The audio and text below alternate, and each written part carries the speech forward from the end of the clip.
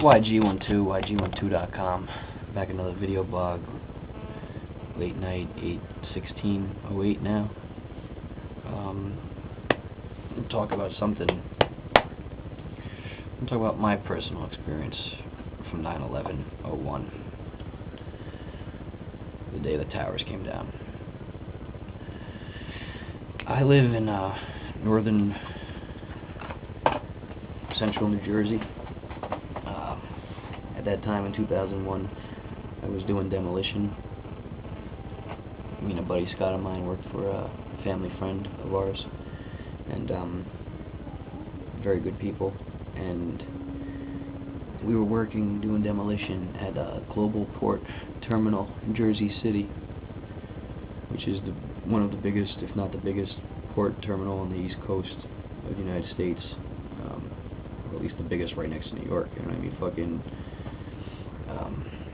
A few months prior to that, we were knocking down the military base in Bayonne, which is the old military ocean terminal, which is actually now they set cruise ships out of there. So we're working that morning, regular old morning. There was actually a bunch of arguments between the guys. Me and my friend Scott and this dude Rick and this guy Andrew. We were a little heated that morning and shit, you know what I mean? Ooh. We stop at like whatever the fuck it is, like we'd always stop and get a little tail ham and cheese from the roach coach, like that's what we call it, the little grease trucks and stuff, roach coaches, the lunch meat and shit. So we'd stop work. We start at like 7 and we'd stop at like 8:30, 8:45 sometimes to go get the tail ham and cheese and take a break for a couple minutes, man, before lunch. And yeah. So we took a break. Me and Scott went and got tail ham and cheeses. I had an old school white Chevy van at the time. Beautiful Chevy 82 Zimmer van with a TV and all this other shit. I'll get into that different block. But we come back from the tail ham and cheese run. We get back, we're at the terminal, at the docks, and we're eating our sandwich, and my boss Frankie at the time runs in. Holy shit, Frank! Holy shit, look! And fucking we're like, what? We were listening to Howard Stern at the time. Fucking humongous Howard Stern fan since I was on the show and the whole night and everything, but way before that, my brother got me into another block. Fucking listening to Howard, he grabs us at the same time and he goes, look, the fucking plane. We're like, what? We jump up, we get out of the van, we get on top of the van, and we're watching on top of my van, like literally like maybe 200 feet away was the Hudson River. You know what I'm saying? Like, we were right on the Hudson River, folks, and a mile across from the Hudson was Battery Park, where the fucking towers went down. So it was literally like we were like a last stretch of land in Jersey that the second plane went over. So we didn't see that first one. No one, not too many people really did catch that first one, because who the fuck was expecting that, And we were standing there just watching the tower burn, and I remember the whole time we're sitting there talking, me, my buddy Scott, who I grew up with, a longtime friend, my buddy Frank, who longtime family friend, and this guy Al, who's a great guy as well, even though Frankie would probably tell you different. Fucking Al, we're all standing there looking at the tower burn, thinking to ourselves, how the fuck are they gonna put that out, man?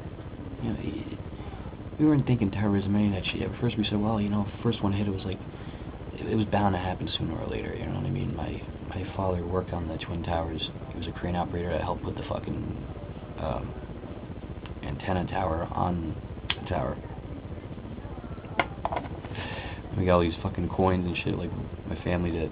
We were some of the first people into that building and shit, so it was very sentimental, very touching feeling. And my father and my grandfather also worked at Global Port Terminal, so it was even a little more emotional ties and connections that day to the whole shit. And my best friend in the entire world, my brother from another mother, DJ, died 2 weeks almost earlier to it, 2.5 weeks earlier to it, so there's still a lot of emotions flying. Then we're like, how the fuck are they gonna put that building out, man? That's insane.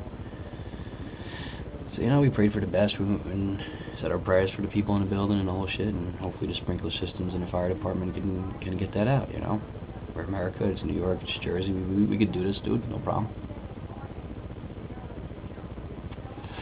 We go back to work. I was operating a backhoe at the time, and my buddy Scott was shoveling out of the bucket. We were filling these trenches. Rick and Andrew were down the other way. I'm on a backhoe, and it was an older backhoe, and very loud, and I figured you guys are familiar with a backhoe or not, but I lived next to the airport my entire life, and I'm used to planes being very low since we're like 2 towns away from the airport. This was the lowest fucking plane I've ever seen in my life. Straight up, I could read the fucking numbers off the damn thing, and I remember it like it was 10 minutes ago. The machine shakes and vibrates, and I felt the machine shake and vibrate like below, I mean like more, you know what I'm saying? And like, all I remember is Scott looking up and me looking at Scott. I couldn't see because I had a cable over my head from the machine, but I just remember Scott looking up, me looking at him, and then seeing the plane like literally look like fucking 200 feet above my head, like literally like right fucking there, man. Like I could see the fucking letters, like fucking huge. I'm like, I seen that plane go over like this. And I just followed it going across the Hudson. I jumped off the machine, Scott jumped off, we all jumped on top of a container, and we seen that plane go this way, and we seen it turn. We said, oh, thank God it didn't. And then boom, holy shit, man.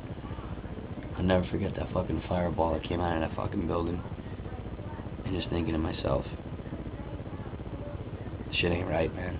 This is a plan. This was not an accident. This is not no bullshit.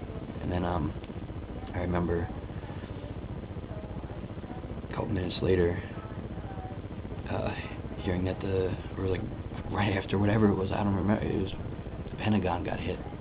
And I snapped because my brother, my oldest brother, worked at the Pentagon at the time, and I don't know what he did, and I don't know who he worked for. Fucking, he went down there on Tuesdays and Thursdays, but thank God that morning he didn't feel good and he didn't go to work. He stayed home. I also had a cousin and an uncle that were in the towers, and thank God they had a feeling to stay home because they didn't feel that good that day either. So if there was ever a day to call out sick, stay home, thank God it was that day for all 3 of them. And then I just remember hearing the sirens over that water forever and ever and ever, and hearing the sirens louder than anything. And I just remember replaying that image over in my head so many fucking times. I couldn't watch it when I got home. I'm gonna end this one here. Come back part 2. Peace.